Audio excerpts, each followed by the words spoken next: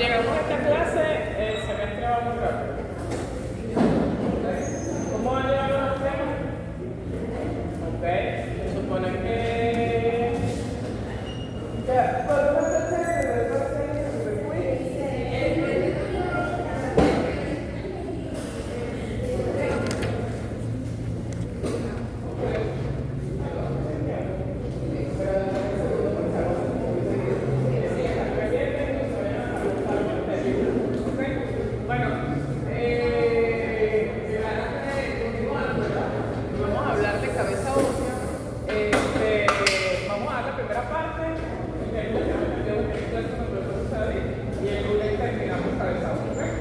para que podamos darle finalización al culminación al apartado de experiencia.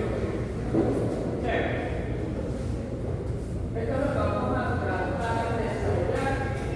Pues vamos a ver, generalmente trabajamos hasta bachiller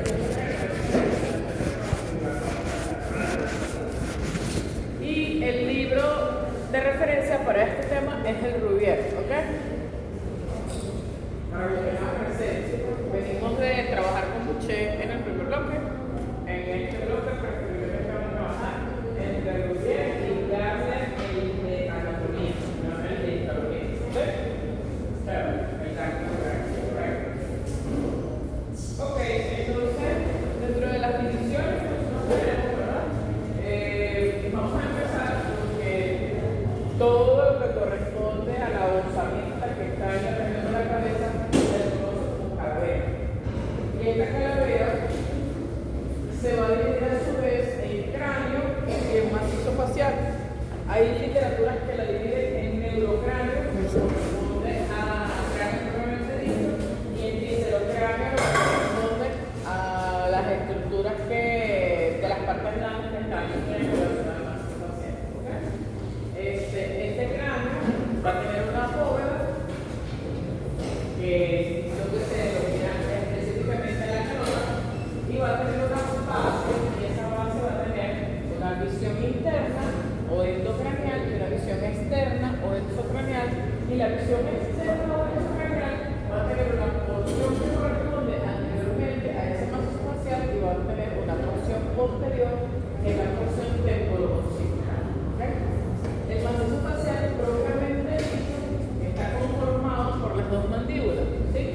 Sin embargo, la mandíbula superior está conformada por muchos huesos, porque ese hueso está conformada por la colaboración de múltiples huesos, que ya no vamos a detallar, y la mandíbula inferior está exclusivamente descrita con el maxilar inferior. Claro que el maxilar inferior son dos huesos que se fusionan a lo largo del crecimiento. ¿Ok? Pero que al final termina siendo un solo maxilar. Entonces, todos estos huesos forman parte, ¿verdad?, de este cráneo que nos hace ser una caja ósea de forma más o menos ovoidea, con un extremo posterior que es mucho más rojo, ¿ok?, que el extremo anterior, o sea, y tiene una porción inferior completamente aplanada. Vamos a ver que una capacidad de 1400-1500 cc, o sea, para que tengamos el término de lo que está dentro de los huesos que tenemos, ¿verdad? Vamos a conseguir los huesos frontales, parietales, temporales y occipitales. De hecho, el hueso frontal en la edad fetal y la vida intrauterina son dos y eso se fusiona después y pasa a conformarse como un solo hueso frontal. Tenemos pares a los huesos cigomáticos, maxilar superior que también se fusiona, maxilar inferior, huesos propios de la nariz, huesos lagrimales mundiales que están en relación con la órbita, el hueso etmoides, el hueso esfenoides, el palatino y el limón. Esta línea sinuosa que nosotros observamos acá, que vemos que superiormente, claro, porque tenía la imagen en la clase anterior,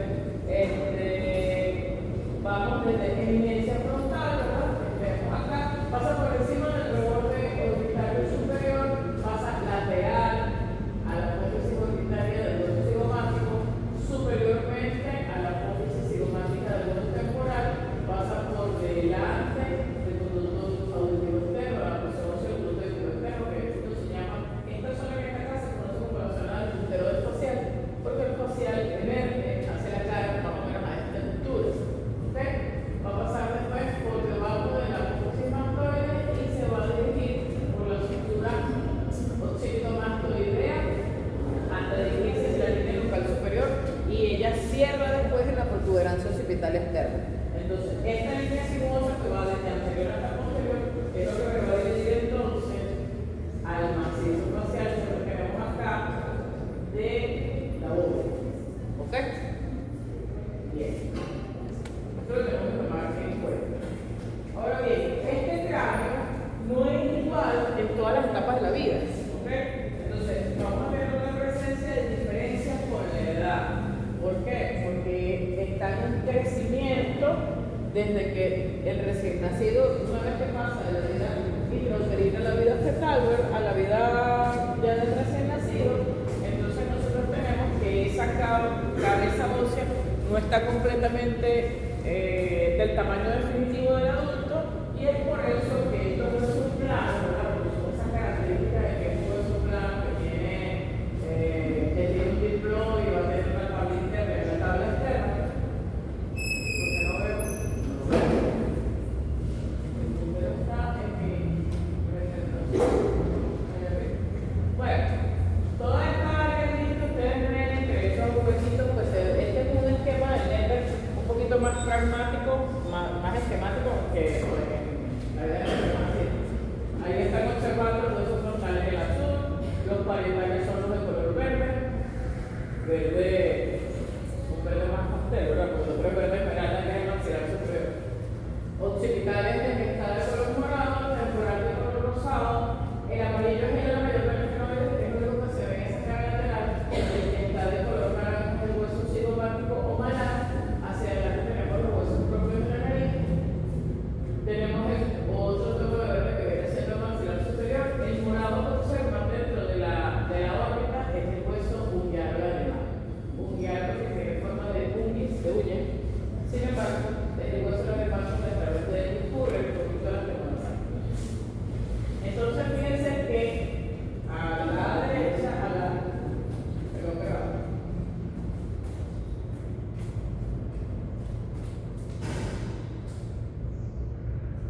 Observen entonces que a la izquierda observamos el cráneo de un adulto, donde vemos las suturas completamente osificadas, mientras que del lado derecho estamos observando el cráneo de un recién nacido, realmente un recién nacido y un lactante, donde observamos que esas suturas están incompletas y que de hecho hay áreas extractilas muy importantes, como la que se encuentra entre el hueso frontal y el parietal, que es la fontanela anterior. Aquí vemos que el recién nacido, las suturas están presentes, hay presencia de fontanela, está la fontanela anterior que es de forma romboidal y la fontanela posterior que es de forma triangular, y todavía no están todos los detalles bien definidos. O sea, hay forma, acuérdense que en la medida en la que el hueso es traccionado por las enseñas, que son las inserciones en los músculos o de los ligamentos, eso le va a dar un remodelado al hueso que va a definir finalmente las características definitivas de esa osificación del adulto. ¿Sí? Otra de las cosas que nosotros tenemos en cuenta del macizo facial del recién nacido o de los primeros años de la infancia es que no tenemos senos paranasales. Los senos paranasales son cavidades neumáticas o neómicas, por así decirlo, que disminuyen el peso de este macizo facial. ¿Sí? Eso tiene una función importante con respecto a ser resonadores, por ejemplo, de la voz. O sea, la amplificación de mi voz en este momento que estoy hablando es gracias también a esos senos paranasales.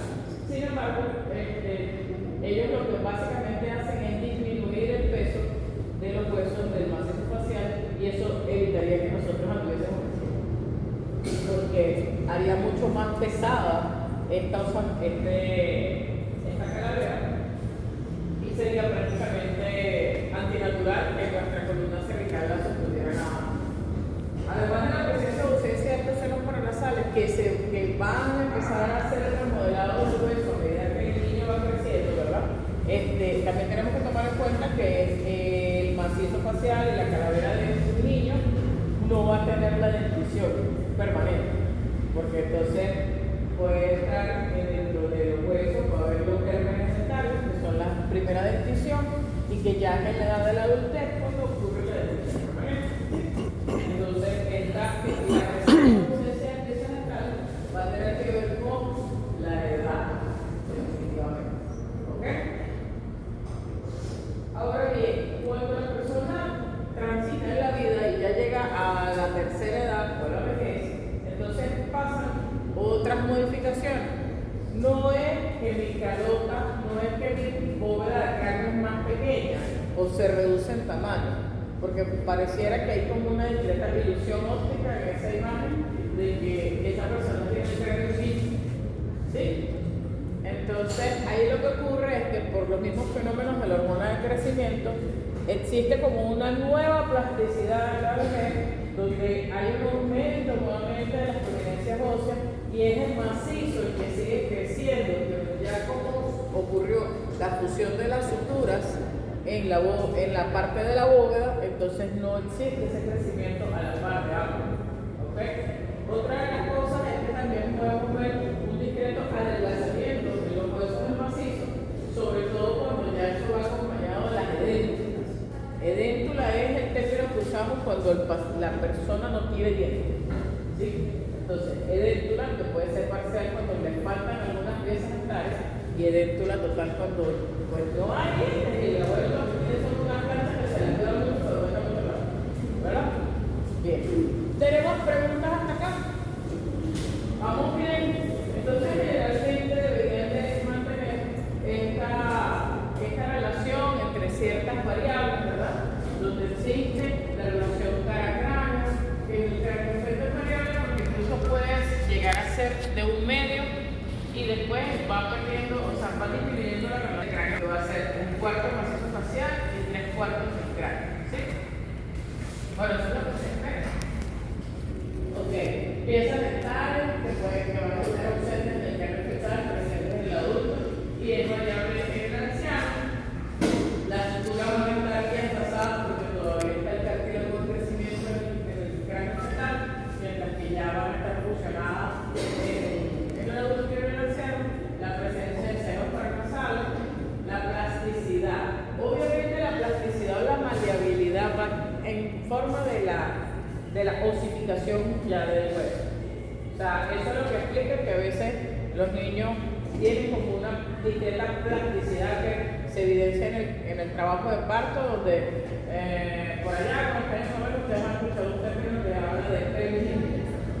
Es decir, que el isquiático está al límite con el diámetro biparietal de la cabeza del feto, pero como existe esa plasticidad o maleabilidad, ahí le da entre 0,5 centímetros donde se encaja esa cabeza del bebé y entonces como que se monta una de los huesos encima del otro porque ese cartílago lo permite y de manera temporal pues los niños son un poquito más resistentes en ese sentido a los traumatismos porque no se va a fracturar el hueso francamente de una vez por esa plasticidad que le da el hecho de que tenga su cartílago intercordario.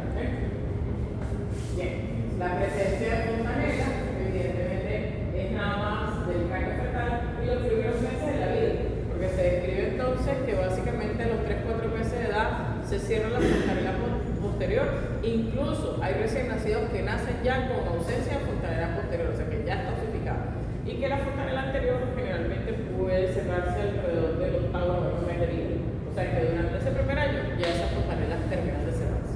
¿Ok?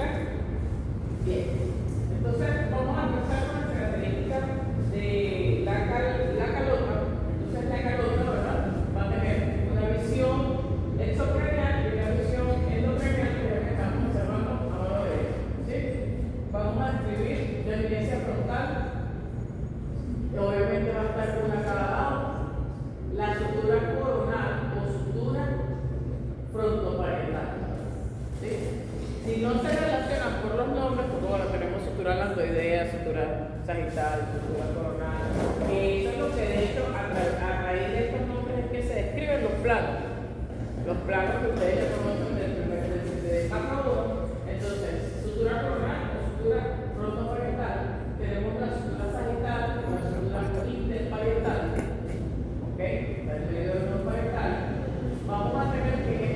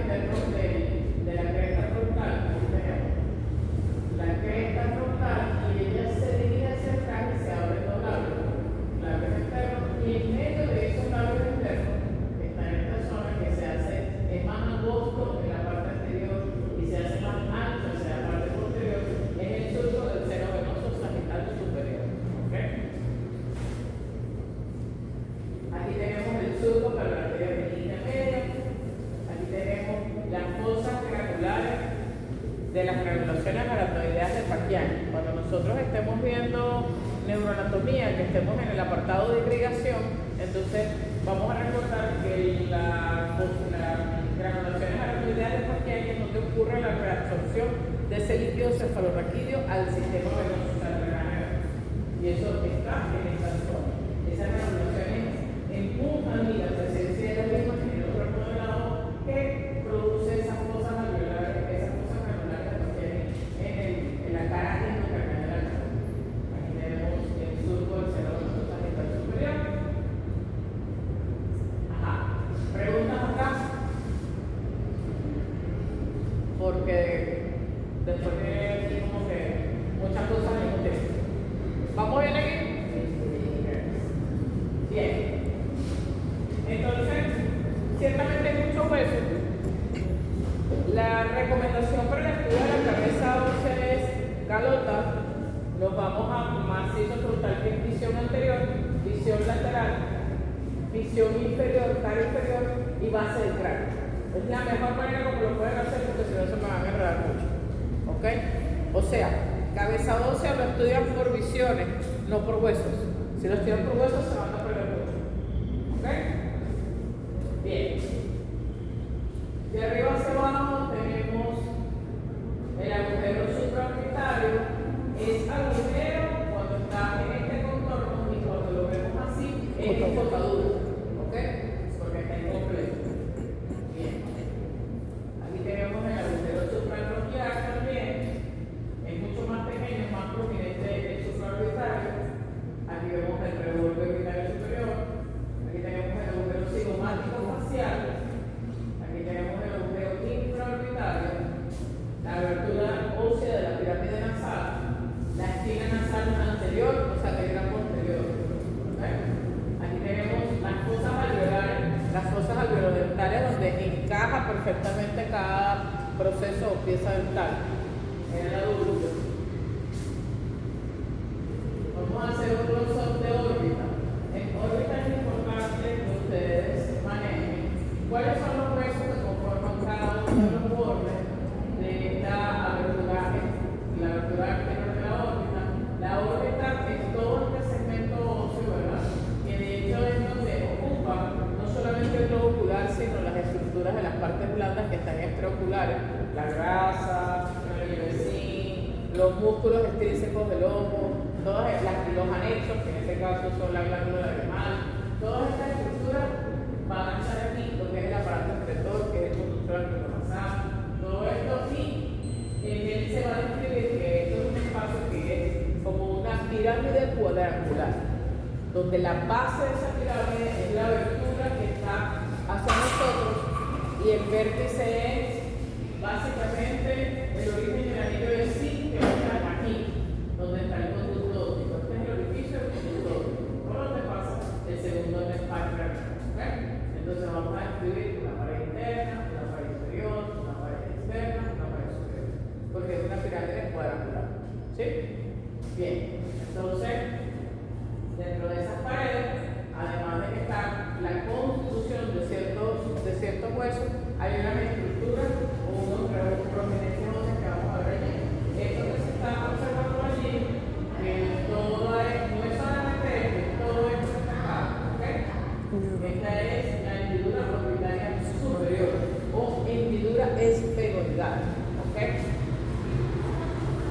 Porque está constituida exclusivamente por hueso esfenoide. De hecho, lo que nosotros estamos observando ahí en la órbita es el ala menor del esfenoide. El esfenoide es un hueso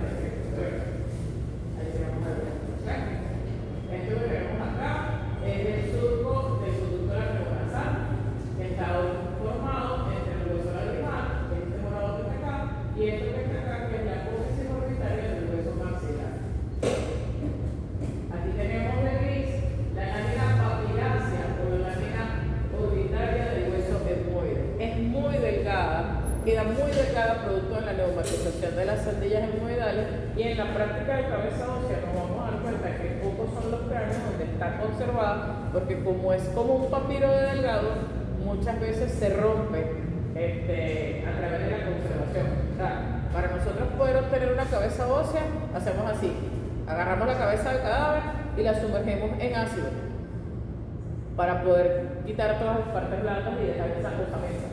¿Okay? Entonces, como eso es muy, sí, suena perturbador, como eso es muy delgado, puede ser afectado también por estos métodos de conservación, y por eso es que a veces no tenemos en la práctica la lámina papiracea, sino que vemos el hueco. Porque aquí estuvo, aquí hay una lámina papiracea. ¿Ok? El agujero del conducto óptico, que viene de la base de la bóveda craneal, hacia acá arriba tenemos la fosa, que es un espacio, la fosa lagrimal es un espacio donde esta glándula lagrimal se posiciona. Obviamente, claro, no es un músculo, pero la presencia hace que ocurra, la ocupación de ese espacio hace que ocurra el remodelado óseo, ¿verdad? Aquí vamos a tener, esto es la apófisis orbitaria de huesos malados cigomáticos, que prácticamente ocupa casi todas las paredes externas. Aquí tenemos la fisura orbitaria inferior o la fisura esfenomaxilar, porque están involucrados ahí con huesos. Aquí tenemos el surco o el canal infraorbital. Aquí sale la rama del quinto dos, que es el que emerge del orificio infraorbitario, pero él atraviesa el piso de la órbita y puede estar como un conducto completamente cerrado, que sería esta porción que está acá que no estamos viendo, o puede ser un canal, un surco. ¿Ok? Puede estar abierto o cerrado. Cuando está abierto, en su totalidad es un problema a veces para las personas, porque pequeños traumatismos en esta zona pueden generar mucha sensibilidad de todo el componente de todo. Por allá, no sé si ustedes han escuchado a algunas personas que sufren de la neuralgia del trigémino. Bueno, la neuralgia del trigémino tiene mucho que ver con compresión de las ramas del trigémino en sus diferentes configuraciones. Ajá. Preguntas acá.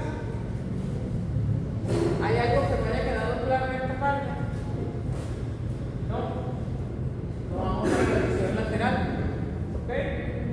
Entonces, en la visión lateral hay un apartado muy importante que es la sien. ¿Dónde queda la sien?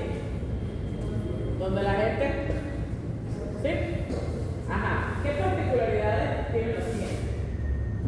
La sien como particularidad es que es el punto más delgado de la calota. ¿Ok? Y es un sitio donde al instalar la intersección de 4 huesos, es como decir este surco nacho que está acá, ¿sí? Que no es un surco, no es esta sutura. Esta es la escama temporal, y tiene la mayor de femoides, tenemos esta porción temporal y el hueso frontal.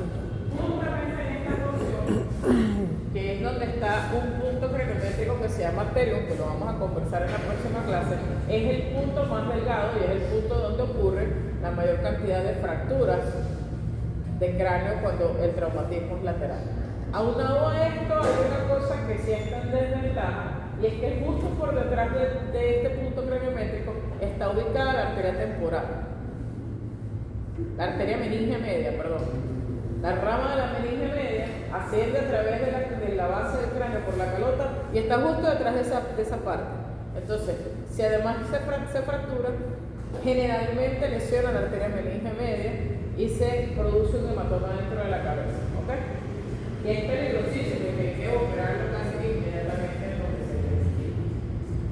Entonces, aquí hay una serie de estructuras. Esta es la línea temporal superior, que la intenté mostrar en la visión superior de la calota, porque a veces no se lo voy a identificar. La línea temporal inferior, aquí tenemos telio, propiamente dicho, tenemos la cisura, esa es la cisura pariente escamosa, porque el hueso temporal tiene escamas, caja timpánica, cavidad timpánica, apófisis cigomática, porque esto es lo que se conoce como el arco cigomático. Entonces, esta es la apófisis cigomática del temporal y este pedacito será la apófisis temporal cigomática.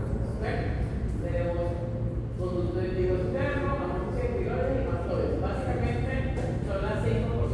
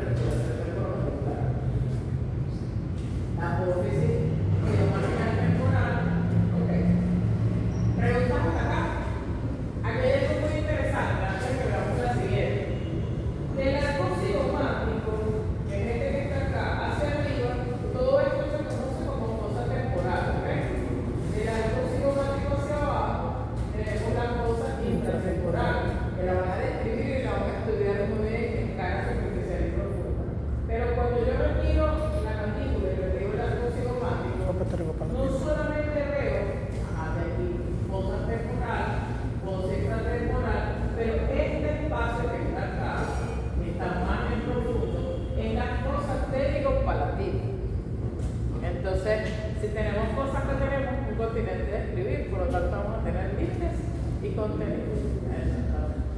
Entonces, esa fosa pterigo-palatina, que es la que más nos interesa, por lo menos viene en cabeza ósea, esto que tenemos acá es la fosa pterigoidea es la fosa pterigoidea de bifenoides, que ya va a tener una lámina externa, va a tener una lámina interna, y esto que tenemos que mirar el interior. ¿Okay?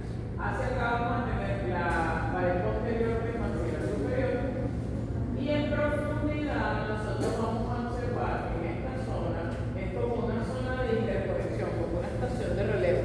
O sea, hay muchos orificios allí, porque esta zona que está acá es la pseudorbitária inferior o la esfenomaxilar.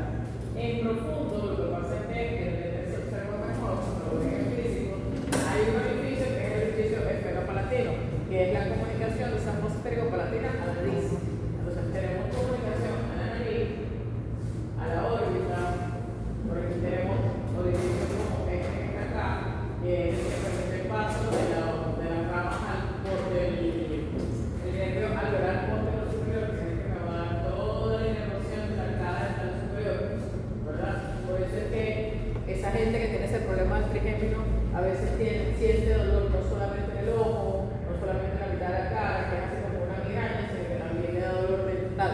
Pero van para el odontólogo no tienen caries, sino que es la irritación del nervio. Exactamente. Es la irradiación del dolor en el territorio epidérmico. Hacia acá tenemos nosotros el agujero redondo mayor que me comunica esa misma fosa pterigopalatina con la fosa craneal media. ¿Ok? Entonces es como que dice una zona donde hay muchas estaciones de relevo en las vías nerviosas, sobre todo en la parte nerviosa. Claro, lo que pasa es que lo vamos a ver ahorita mejor en la base del cráneo. ¿Ok?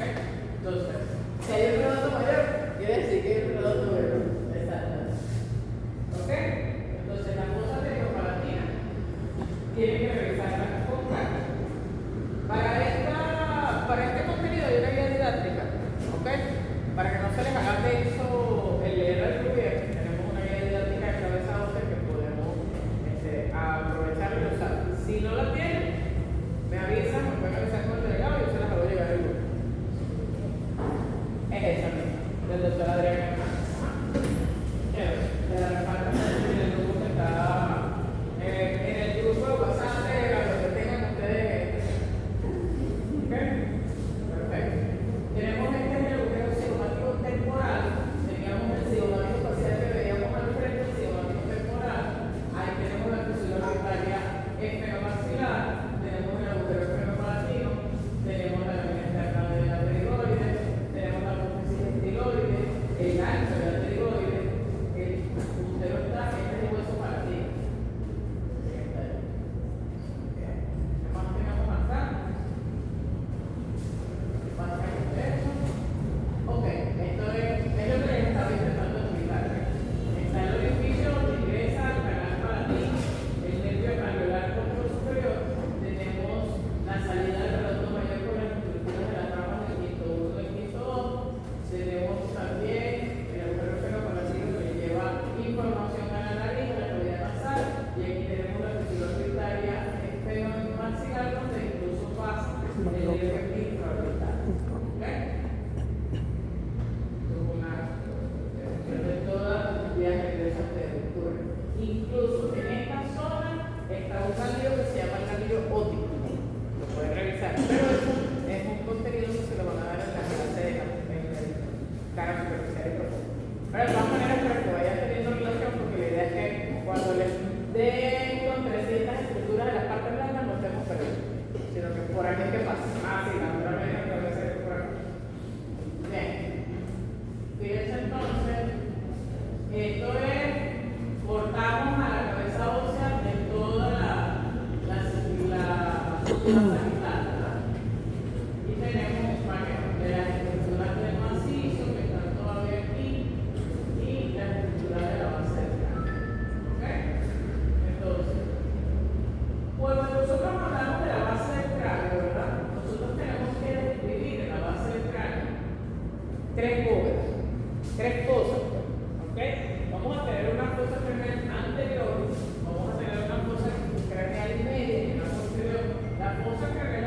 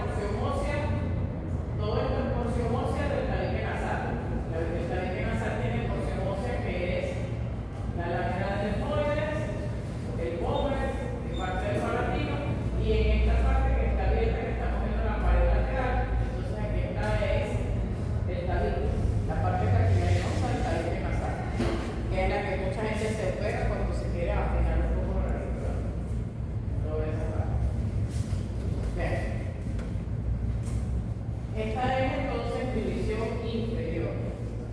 Entonces, en esta división inferior nosotros observamos la fosa incisiva, ¿verdad? Que pasa en un caso en el nasopalatino, vaso palatino. Aquí tenemos esta sutura que es la sutura intermaxilar y esta es la sutura interpalatina.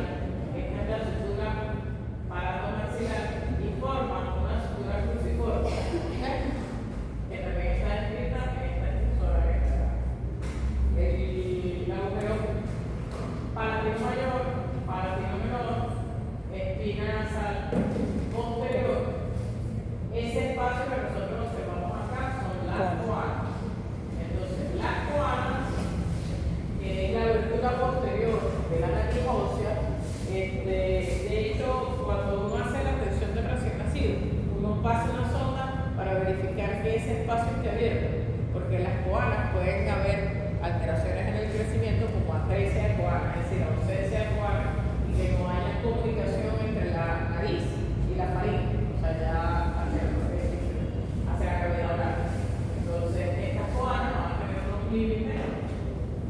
Entonces, la lámina horizontal del palatino en el límite inferior, el límite medial en el pómer, el límite lateral, el eje de carácter de la vía interna de la apófisis pterigoidea, y el límite superior va a ser función de pómer, porque está la lámina interna de la trigoide.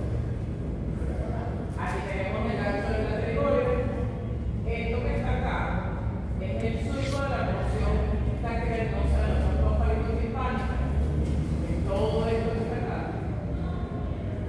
Aquí tenemos el agujero oval, el agujero espinoso o redondo menor, que también es el otro nombre que tiene. En esta vista no vamos a ver el redondo mayor. El redondo mayor es un orificio que solamente se ve por la vista endocraniana. ¿Por qué? Porque él se abre hacia la fosa ptericopalatina. Y esta es una vista inferior. Aquí nosotros no estamos viendo fosa ptericopalatina. ¿Ok? Se los digo y se los reclamo porque casi siempre se confunde el oval con el redondo mayor.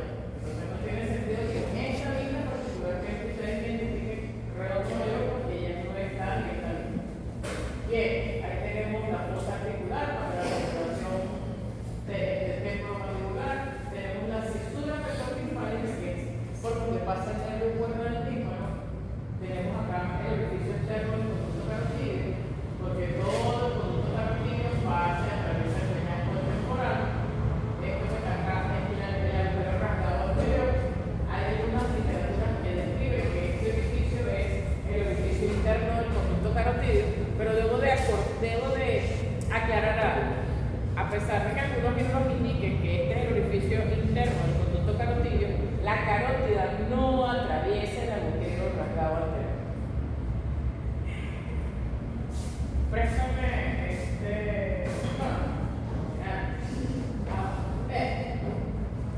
¿tienes una pizarra? Ajá. Claro, aquí estos son los únicos pedazos de la luz. Supongamos que esta libreta que está aquí es el agujero rasgado anterior. Lo que quiero dar a entender es que la carótida interna ingresa al cráneo a través de ese agujero externo que acabo de mencionar y atraviesa toda esa porción del peñasco temporal que está, o sea, todo esto que está acá, por dentro, lo atraviesa, ¿sí? Porque él se va a acercar a la línea media, ¿ok? Entonces, una vez que llega aquí, a la altura del agujero rasgado anterior, que tendríamos a representar como esto, él no la atraviesa, porque no es que va a volver a salir del cráneo, él asciende. Y es una relación inmediata, más no inmediata, ¿sí? O sea, él llega hasta ese punto y asciende hacia el surco, hacia la silla turca, porque ya la carótida de esa zona va a dejar ser de la porción petrosa, la porción cavernosa, y después va a llegar a la porción supraclinoidea. Entonces, ella tiene que ubicarse lo más cercano a las apófisis clinoides anteriores. Entonces, por eso es que la relación, el agujero rasgado anterior lo relacionan como orificio interno del conducto carotídeo, pero realmente la arteria nunca atraviesa eso. Es más, el agujero rasgado anterior está sellado por un cartílago y la única estructura que lo está atravesando es el nervio petroso mayor. ¿Ok? Pero siempre asciende a través de, no la atraviesa. Para que tengamos eso claro, porque a veces se confunde. Yo le dije a la cosa, ese es el agujero interno del conducto carotídeo, ¿cómo no va a pasar? Bueno, tiene lógica pensarlo, pero por eso lo dejamos entrar en pensar. Ok, ese es el tubérculo faríngeo, muy importante porque el tubérculo faríngeo es donde ocurre la inserción del raspe posterior de los músculos constrictores de la faringe. Esa es una estructura que vamos a estudiar en caras superficial profunda. Aquí tenemos dos orificios. Esta cosa que está acá, que está conformada entre el temporal y el occipital, da origen a esta formación grande que es el agujero arcado posterior. Sin embargo, nosotros tenemos aquí dos orificios. Aquí existe como una cresta, una elevación entre el agujero carotídeo externo y el agujero arcado posterior auricular, y vamos a tener dos orificios de dos conductillos. El conducto timpánico, que es más medial, más hacia la línea media, y el conductillo mastoideo, que es más lateral. Entonces, el orificio del conductillo timpánico es donde ingresa el plexo timpánico, que es la rama del vago quinero a la caja timpánica, y del otro lado es las otras estructuras que van a hacer relación a la rama auricular del vago. Nervio timpánico, el plexo timpánico es nervio submarino, y la rama auricular del vago, que es el que va por el conductillo mastoideo. Aquí tenemos el agujero estilomastoideo, que es como se ve el séptimo par renal. Aquí tenemos la fisura de la fosa posterior de inserción del músculo digástrico. Aquí tenemos el surco de la arteria occipital mayor.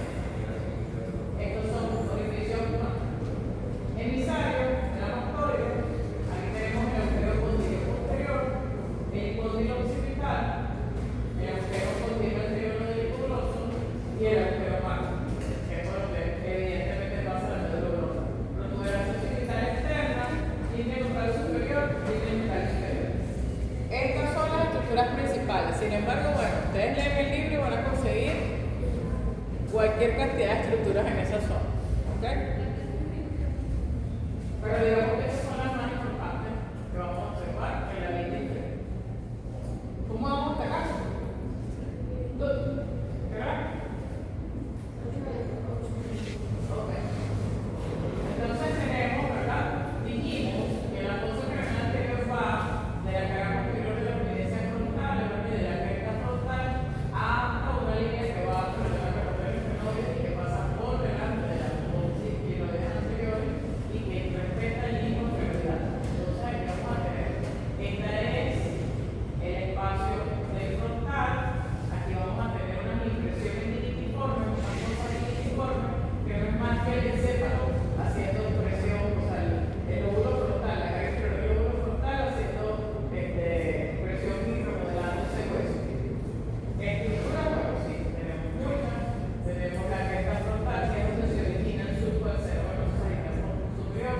Este es el agujero ciego a través del cual atraviesan vasos y venas emisarias. Tenemos las cosas multiformes, tenemos la lámina cribosa del deltoide. Esta lámina cribosa tiene un aspecto, forma como de colador, y a través de cada uno de esos orificios es como que atraviesan los filetes del primer nervio, del primer par craneal, el nervio olfato. ¿Ok? Aquí tenemos el limbo femoral, que es así como una planicie, como una sabana. Esa gente que escribe esas cosas es de mi imaginación. Digo, eso es muy chiquito, pero te diga que es una planicie, una sabana, tiene no sé, unas vaquitas ahí también bastante. Pero bueno, el surco prequiasmático, que es esa impresión que hace el diagnóstico sobre el hueso fenoide, el orificio del conducto óptico, la apófisis fenoide anterior. Aquí tenemos la fisura orbital esfenoidal. Aquí tenemos sí es propiamente dicho el agujero redondo mayor. Aquí tenemos el surco prequiasmático. Esto es la fosa hipoficial.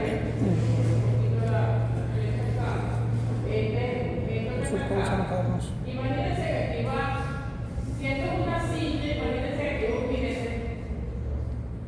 Y aquí más o menos serían los estribos que van a las piernas, imagínense, ¿verdad? ¿Sí? Ok. Esto que está acá es el seno, el surco del seno cavernoso. Pero también es válido decir el surco carotídeo. ¿Cómo así? La cara de ustedes está muy buena. ¿Cómo es eso que eso tiene dos nombres? Bueno, en esta parte del cuerpo humano tenemos el seno cavernoso, que es una vena trabecular, ¿ok? Bachiller, baja las piernas, por favor. Gracias. Es una vena trabecular. Entonces, dentro de esta vena discurre la arteria carótida, pero no tienen comunicación entre ellas. Se respeta la estructura venosa y la estructura arterial. Es decir, es uno de los pocos sitios donde nosotros vamos a observar que hay una arteria dentro de una vena. ¿Ok? Entonces, aun cuando lo que está en contacto directo con el hueso es el seno, es la vena, el seno venoso cavernoso, realmente es la longitud de onda del pulso de la arteria carótida lo que genera el remodelado en esa zona. Entonces, realmente las dos estructuras se proyectan sobre esa impresión ósea y por eso usted la puede llamar surco del seno cavernoso o la puede llamar surco así. ¿Sí?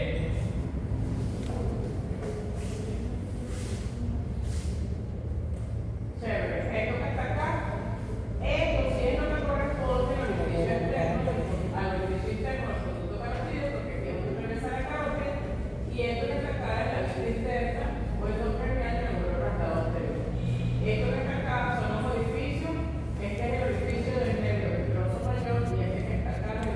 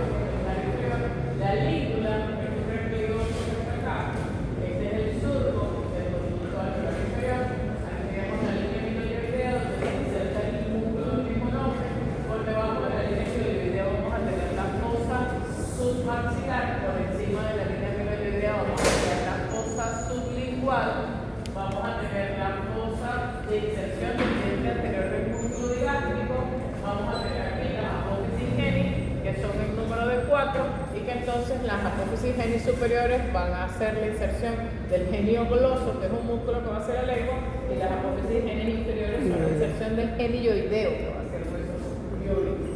¿Okay?